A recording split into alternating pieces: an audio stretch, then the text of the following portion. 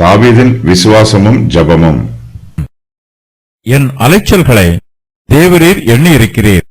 என் கண்ணீரை உம்முடைய துருத்தியில் வையும். அவைகள் உம்முடைய கணக்கில் அல்லவோ இருக்கிறது. நான் உம்மை நோக்கி கூப்பிடும் நாளில் என் சத்துருக்கள் பின்னிட்டு திரும்புவார்கள். தேவன் என் பட்சத்தில் இருக்கிறார் என்பதை அறிவேன். தேவனை முன்னிட்டு அவருடைய வார்த்தையை புகழுவேன். கர்த்தரை முன்னிட்டு அவருடைய வார்த்தையை புகழுவேன். தேவனை நம்பியிருக்கிறேன், நான் பயப்படேன். மனுஷன் எனக்கு என்ன செய்வான்? தேவனே, நான் உமக்கு பண்ணின பொருத்தனைகள் என்மேல் இருக்கிறது. உமக்கு ஸ்தோத்திரங்களை செலுத்துவேன். நான் தேவனுக்கு முன்பாக ஜீவனுள்ளோருடைய வெளிச்சத்திலே நடக்கும்படி நீர் என் ஆத்துமாவை மரணத்துக்கும் என் கால்களை இடறலுக்கும் தப்புவியாதிருப்பீரோ? என் கண்ணீரை உம்முடைய துருத்தியில் வையும். என் அலைச்சல்களை தேவரீர் எண்ணியிருக்கிறீர். என் கண்ணீரை உம்முடைய துருத்தியில் வையும். அவைகள் உம்முடைய கணக்கில் அல்லவோ இருக்கிறது. தாவீது மிகுந்த நெருக்கத்திலும் பயத்திலும் இருந்தாலும் அவர் கர்த்தருக்குள் அநேக காரியங்களை தியானித்து தனக்குத்தானே ஆறுதல் அடைந்திருக்கிறார். கர்த்தர் தன்னுடைய எல்லா அலைச்சல்களையும் கவலைகளையும் கண்ணீர்களையும் தம்முடைய கணக்கில் வைத்திருக்கிறார். நம்முடைய வேண்டுதல்களையும் விண்ணப்பங்களையும் கர்த்தர் ஒருபோதும் மறந்துவிட மாட்டார். அவைகள் எல்லாம் கர்த்தருடைய கணக்கில் இருக்கிறது. தாவீது இந்த சங்கீதத்தை எழுதுகிற இந்த காலத்தில் அவர் ஒரு வாலிபனாக இருக்க வேண்டும் என்று வேத பண்டிதர்கள் சொல்லுகிறார்கள். 30 வயதுக்கு உட்பட்டவராக இருக்க வேண்டும். ஆனாலும் அவர் தன்னுடைய ஜீவியத்தில் அநேக பாடுகளை அனுபவித்திருக்கிறார். அநேக துன்பங்களையும் வேதனைகளையும் அனுபவித்திருக்கிறார். தாவீதுக்கு அவருடைய தகப்பனின் வீட்டிலும் பிரச்சனை இருந்தது. சவுலின் அரமனையிலும் பிரச்சனை இருந்தது. பாளையத்திலும் பிரச்சனை இருந்தது. அவர் வேடனுடைய கண்ணிக்கு தப்பித்து ஓடுகிற பறவையைப் போல வனாந்திரத்திலே ஒவ்வொரு இடமாக ஓடிக்கொண்டிருக்கிறார். பர்வதங்களில் அலைந்து திரிகிறார். தாவீது வனாந்திரத்திலும் பர்வதங்களிலும் அலைந்து திரியும் போது என் அலைச்சல்களை தேவரீர் எண்ணி இருக்கிறீர் என்று விசுவாசத்தோடு சொல்லுகிறார். தாவீது எடுத்து வைக்கும் ஒவ்வொரு அடியையும் கர்த்தர் அறிந்திருக்கிறார். அவர் இரவும் பகலும் பலவீனத்தோடும் பயத்தோடும் நடப்பதையெல்லாம் கர்த்தர் கவனித்து பார்க்கிறார். அவர் வனாந்திரத்தில் தன் ஜீவனை காப்பாற்றிக் கொள்வதற்காக அலைந்து திரியும் போது நெருக்கத்தினாலும் பயத்தினாலும் கண்ணீர் விட்டு அழுகிறார். கர்த்தர் தாமே தன்னுடைய கண்ணீர்கள் எல்லாவற்றையும் தம்முடைய நினைவில் வைத்திருக்க வேண்டும் என்று விரும்பி என் கண்ணீரை உம்முடைய துருத்தியில் வையும் என்று ஜெபம் பண்ணுகிறார். கர்த்தர் தனது கண்ணீரை பார்த்து அதன் அளவை பார்த்து அவர் தனக்கு நன்மை செய்ய வேண்டும் என்பதே தாவீதின் விருப்பம். தன்னுடைய கண்ணீரை கர்த்தர் தம்முடைய துருத்தியில் வைப்பது போல தன்னுடைய வேண்டுதல்களையும் விண்ணப்பங்களையும் கர்த்தர் தாமே தம்முடைய ஞாபக புஸ்தகத்தில் எழுதி வைக்க வேண்டும் என்று விரும்புகிறார். தாவீதின் கஷ்டங்கள் எல்லாம் கர்த்தருடைய கணக்கில் இருக்கிறது. கர்த்தர் தம்முடைய ஞாபக புஸ்தகத்தில் தாவீதை பற்றிய எல்லா காரியங்களையும் எழுதி வைத்திருக்கிறார்.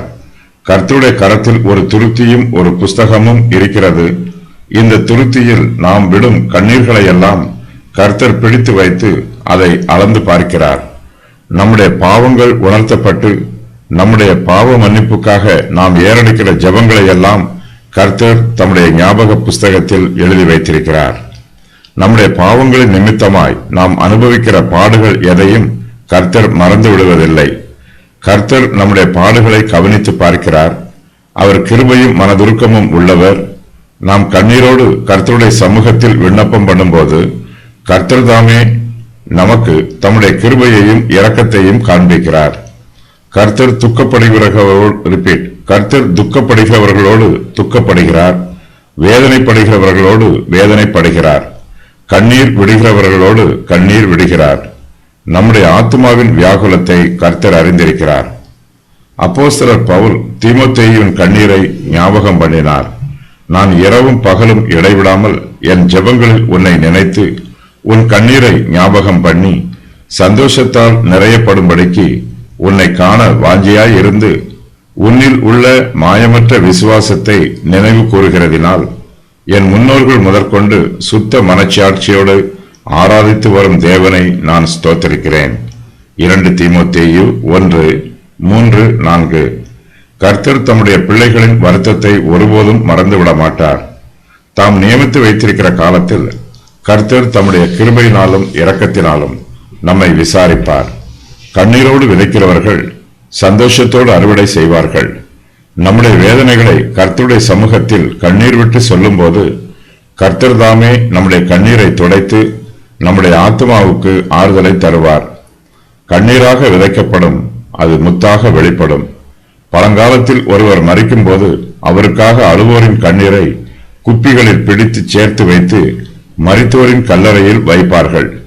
பெர்சிய ஆசாரியர்கள் துக்கிப்போரின் கண்ணீரை துணியில் சேர்த்து குப்பியில் பிழிந்து பாதுகாப்பாக வைத்திருப்பார்கள். எந்த மருந்தும் நோயை குணப்படுத்தவில்லை என்றாலும் இந்த கண்ணீர் துளி மரித்தோரை கூட பிழைக்க வைக்கும் என்பது அவர்களுடைய நம்பிக்கை. நமது ஜீவியத்தில் எல்லா பகுதியையும் தேவன் கணக்கில் வைப்பதாக தாவீது நம்பினார். தாவீதின் நம்பிக்கை, என் அலைச்சல்களை தேவரீர் எண்ணியிருக்கிறீர், என் கண்ணீரை தம்முடைய திருப்தியில் வைப்பார், என் கண்ணீர்கள் அவருடைய கணக்கில் இருக்கிறது. நான் தேவனை நோக்கி கூப்பிடும் நாளில் என் சத்துருக்கள் பின்னிட்டு திரும்புவார்கள். தேவன் என் பட்சத்தில் இருக்கிறார். தேவனை முன்னிட்டு அவருடைய வார்த்தையை புகழுவேன். நான் தேவனை நம்பியிருக்கிறேன்.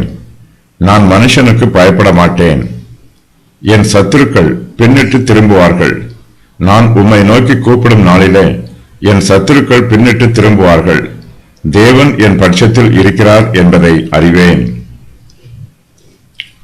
தான் கர்த்தரிடத்தில் ஜெபம் பண்ணும்போது தன்னுடைய சத்துருக்களுக்கு தோல்வி உண்டாகும் என்று தாவீது எதிர்பார்க்கிறார். தங்கள் தோல்விகளை பார்த்து சத்துருக்கள் பயப்படுவார்கள். தாவீதோ அவர்களுடைய தோல்விகளை பார்த்து தன்னுடைய இருதயத்தில் ஆறுதல் அடைவார். தாவீதின் விசுவாசம் உறுதிப்படும். தாவீது கர்த்தருடைய சமூகத்தில் விசுவாசத்தோடு நான் உம்மை நோக்கி கூப்பிடும் நாளில் சத்துருக்கள் பின்னிட்டு திரும்புவார்கள் என்று சொல்லுகிறார். தாவீதுக்கு தன்னுடைய சத்துருக்களை முறியடிக்க ஜெபத்தை தவிர வேறு ஆயுதம் எதுவும் தேவைப்படவில்லை.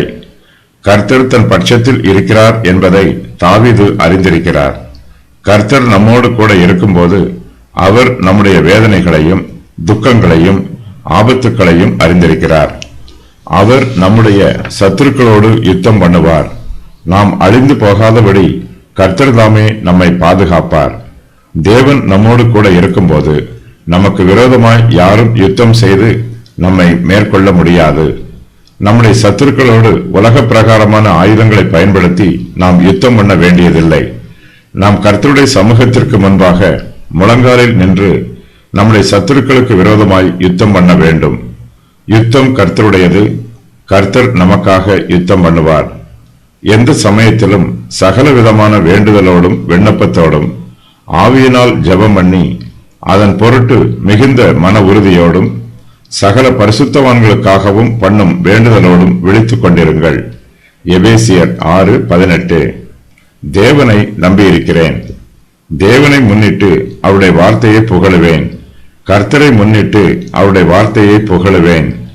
தேவனை நம்பியிருக்கிறேன். நான் பயப்படேன். மனுஷன் எனக்கு என்ன செய்வான்? தாவீது கர்த்தரிடத்தில் நம்பிக்கையாய் இருக்கிறார்.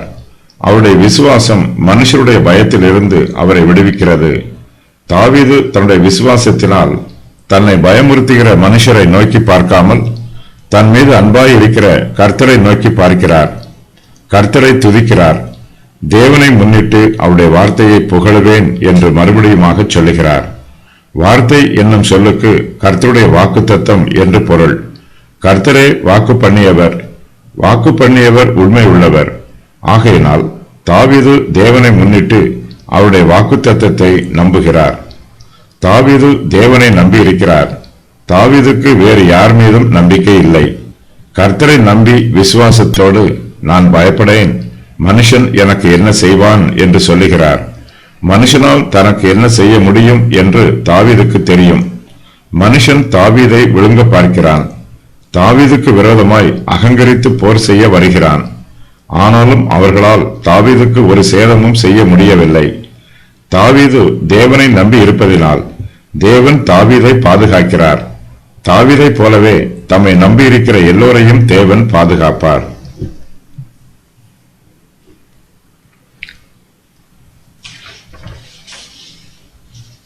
நான் உமக்கு பண்ணின பொருத்தனைகள் என்மேல் இருக்கிறது. தேவனே, நான் உமக்கு பண்ணின பொருத்தனைகள் என்மேல் இருக்கிறது. உமக்கு ஸ்தோத்திரங்களை செலுத்துவேன். தாவீது கர்த்தரோடு உடன்படிக்கை செய்திருக்கிறார். அந்த பொருத்தனை தாவீதின் மேல் இருக்கிறது. ஏற்கனவே தாவீதின் மீது அநேக பாரங்கள் சுமத்தப்பட்டிருக்கிறது. அவருடைய சத்துருக்கள் அவருக்கு விரோதமாக எழும்பி இருக்கிறார்கள். அவருடைய ஜீவனுக்கு ஆபத்து உண்டாயிற்று. பயமும் வியாகுலமும் உண்டாயிற்று. இவை எல்லாவற்றிற்கும் மத்தியில் தாவீது தான் கர்த்தரிடத்தில் பண்ணின பொருத்தனைகளை நினைவு கூறுகிறார். அந்த பொருத்தனைகள் தன்மேல் இருப்பதாக அறிக்கை செய்கிறார். நாம் கர்த்தருக்கு செய்த பொருத்தனைகளை மறந்துவிடக்கூடாது. அந்த பொருத்தனைகள் எப்போதும் நம்முடைய இருதயத்தில் இருக்க வேண்டும். நாம் ஞானஸ்நானம் பெற்றுக்கொண்ட போது செய்த பொருத்தனைகளை கர்த்தருடைய பந்தியில் பங்கு பெறும் போது நினைவு கூற வேண்டும். நம்முடைய ஜீவியத்தில் பல்வேறு விதமான பாடுகள், சோதனைகள், வேதனைகள், வருத்தங்கள், வியாதிகள் வரும்போதெல்லாம் நாம் கர்த்தரிடத்தில் பொருத்தனை பண்ணுகிறோம். நம்முடைய பொருத்தனையில் நாம் உண்மை உள்ளவர்களாய் இருக்க வேண்டும். அதன் பிரகாரம் ஜீவிக்க வேண்டும். பொருத்தனையை மீறுவது பாவம். தாவீது கர்த்தருக்கு பொருத்தனை பண்ணி அதன் பிரகாரம் ஜீவிக்கிறார். கர்த்தருக்கு ஸ்தோத்திரங்களை செலுத்துவதுதான் தாவீதின் பொருத்தனை. தன்னுடைய ஜீவியத்தில் எப்படிப்பட்ட சம்பவங்கள் நடைபெற்றாலும் தான் கர்த்தருக்கு ஸ்தோத்திரங்களை செலுத்துவதாக தாவீது கர்த்தரிடத்தில் பொருத்தனை செய்திருக்கிறார். அந்த பொருத்தனையின் பிரகாரமாக தாவீது கர்த்தருக்கு ஸ்தோத்திரங்களை செலுத்துகிறார். கர்த்தரையே நம்பியிருக்கிறார். கர்த்தருக்கு ஸ்தோத்திரங்களை செலுத்துகிற வாய்ப்பு தாவீதுக்கு அநேகம் உண்டாயிற்று. அப்போதெல்லாம் அவர் கர்த்தருக்கு ஸ்தோத்திரங்களை செலுத்துகிறார். நாம் கர்த்தருக்கு பொருத்தனை செய்தாலும் செய்யாவிட்டாலும் நாம் கர்த்தரை துதிக்க வேண்டும். கர்த்தரை துதிப்பது நம்முடைய கடமை. இதுவே நமக்கு சிலாக்கியம். கர்த்தரை துதிப்பதே நமக்கு மேன்மை. துதி பெருகும் போது கிருபை பெருகும். நாம் கர்த்தருடைய கிருபைக்காகவும் இரக்கத்திற்காகவும் அவருடைய சமூகத்தில் ஜெபிக்கும் போது நம்முடைய ஜெபத்தோடு பொருத்தனையும் சேர்ந்திருக்க வேண்டும். நாம் தேவனுடைய இரக்கங்களை பெற்றுக்கொள்ளும் போது கர்த்தருக்கு ஸ்தோத்திரங்களை செலுத்த வேண்டும். பயபக்தியாயும் பரிசுத்தமாயும் ஜீவிக்க வேண்டும். பிறருக்கும் நன்மை செய்ய வேண்டும். ஜீவனுள்ளோருடைய வெளிச்சம். நான் தேவனுக்கு முன்பாக ஜீவனுள்ளோருடைய வெளிச்சத்திலே நடக்கும்படி நீர் என் ஆத்துமாவை மரணத்துக்கும் என் கால்களை இடறலுக்கும் தப்புவியாதிருப்பீரோ? தாவீதின் சத்துருக்கள் அவரை பிடிப்பதற்கு ஆயத்தமாய் இருக்கிறார்கள். அவருக்கு மிகவும் அருகாமையில் வந்துவிடுகிறார்கள். கர்த்தரோ தாவீதின் ஆத்துமாவை மரணத்திற்கு தப்புவிக்கிறார். அவருடைய கால்களையும் இடறலுக்கு தப்புவிக்கிறார். தாவீது தேவனுக்கு முன்பாக ஜீவனுள்ளோருடைய வெளிச்சத்திலே நடக்கும்படி விரும்புகிறார். கர்த்தர் அதை வாய்க்க பண்ணுகிறார். கர்த்தர் பல வேளைகளில் நம்மை பாவத்திற்கு தப்புவிக்கிறார். பாவம் செய்ய விரைந்தோடும் நம்முடைய கால்களை தடை பண்ணுகிறார். பாவத்தின் சம்பளம் மரணம். ஆனாலும் நாம் செய்த பாவத்தின் நிமித்தமாய் நமக்கு தண்டனை கொடுக்காமல் தம்முடைய மகா பெரிய கிருபையினால் நமக்கு பாவ மன்னிப்பை கொடுக்கிறார். நம்முடைய ஆத்துமாவை மரணத்திற்கு தப்புவிக்கிறார்.